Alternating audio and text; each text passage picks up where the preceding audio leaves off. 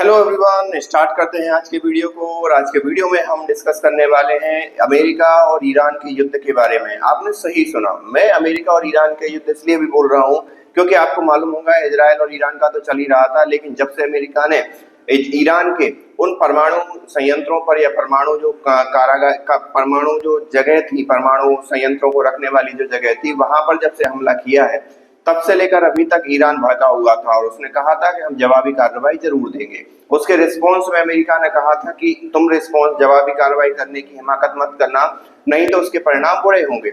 लेकिन ईरान ने किया क्या? ईरान ने कतर के अंदर 6 मिसाइलें दागी, बहरीन के अंदर एक, इराक के अंदर एक, सीरिया के अंदर एक, मतलब एक एक करके जो अमेरिका के सैनिक हवाई अड्डे हैं उनको टारगेट किया और उन पर हमला किया।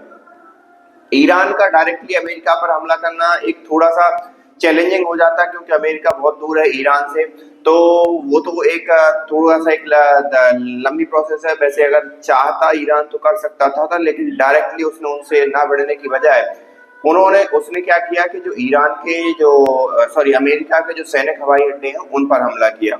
उसके बाद अमेरिका क्या कहता है कि अमेरिका कहता है कि भाई अभी तुम सारी की सारी चीज रोक दो, अदरवाइज उसके परिणाम बहुत बुरे होंगे। एक प्रकार से अमेरिका भी चाहता है कि डी एस्केलेशन हो जाए और वहां पर युद्ध विराम की स्थिति बने और अमेरिका का वर्चस्व भी बना रहे। लेकिन ये बात तो साफ है कि अमेरिका ने जो किया ईरान के ऊपर हमला, ये जो बम गिराए ईरान के ऊपर, उससे एक बात तो साफ है कि अमेरिका का वर्चस्व है, अमेरिका टेक्नोलॉजी में आगे है।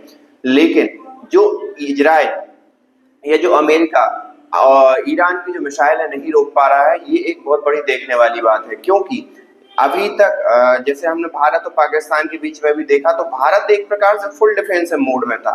मतलब भारत जितनी भी मिसाइलें गिरा रहा था पाकिस्तान के हर एक पॉइंट पर लग रही थी, लेकिन पाकिस्तान के द्वारा गिराई गई चाहे मिसाइलें हो चाहे ड्रोन हो, एक भी ड्रोन ऐसे सटीक निशाने पर नहीं लगा, और लगा भी तो वो कहीं ना कहीं भारत के जो रॉकेट लॉन्चर है उनके ही उससे मतलब एक प्रकार से तहस नहस होके गिरा। उससे जो नुकसान हुआ हुआ, बाकी अगर देखा जाए तो वैसे भारत को नुकसान नहीं हुआ। इस प्रकार के युद्ध को सबने देखा तो सोचा हमारे साथ भी यही होगा। हो सकता है इजराइल ने भी यही सोचा हो, लेकिन इजराइल को ये चीज भारी पड़ गई। और अब जब जैसे ही इजराइल मिसाइलें दागता है वैसे ही ईरान भी मिसाइलें दाग देता है और इजराइल को भी भारी क्षति होती है। अगर ग्राउंड स्थिति की बात करें तो बहुत से इजरायली जो है मतलब आसपास अपनी शरण ले रहे हैं आसपास के देशों में। सीधी सी बात है, कोई भी अगर ये देश युद्ध की कगार पर जाता है तो वहां के लोग क्या करते हैं कि ज्यादा से ज्यादा अगल बगल के देशों में शरण लेने की कोशिश करते हैं। वहीं ईरान की बात करें तो ईरान के लोग भी कहीं ना कहीं पाकिस्तान के अंदर जा रहे हैं। तो ये अभी देखने वाली बात है।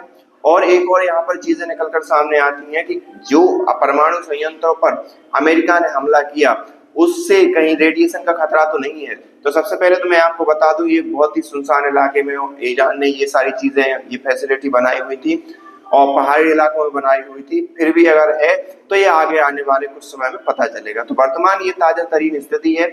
अमेरिका किस हिसाब से रिटेलिएट करता है अपनी छवि को बनाए रखने के लिए देखना होगा, या फिर अमेरिका सैंक्शन या जो कि पहले ही से लगा चुका है ईरान के ऊपर, तो वो सारी चीजें करेगा, ये देखना बाकी होगा।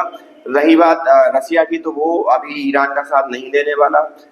चीन भी स्पष्ट रूप से ईरान का साथ नहीं देगा, भले ही चाहे डिप्लोमेटिकली और बैक चैनल से थोड़ा सपोर्ट देगा, बट इन फ्रंट में साथ नहीं देने वाला।